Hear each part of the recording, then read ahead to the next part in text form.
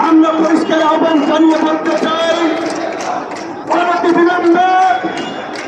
উপদেষ্টা পরিষদের মিটিং ডাকুন, জাতীয় সম্মান ডাকুন,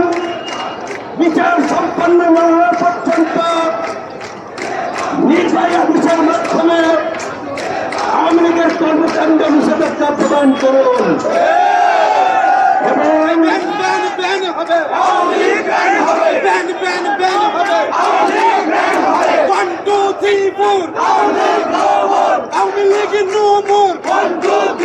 এবং জাতীয় সংলাপের মাধ্যমে জাতীয় ঐক্যমতের ভিত্তিতে এই উপদেষ্টা পরিষদ পুনর্গঠন করুন। আজকে পরিবার ছাত্র নেতাকে স্কুলের ফাউন্ডেশনের দায়িত্ব দেওয়া হয়েছিল,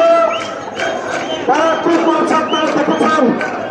আহতদের ক্যাটাগরি নিয়ে নয়ছয় করেছে, আহতদেরকে তালিকাভুক্ত করেছে। এই গণ অভ্যুত্থানে এই গণ অধিকার পরিষদ, ছাত্র যুব অধিকার পরিষদ থেকে শুরু করে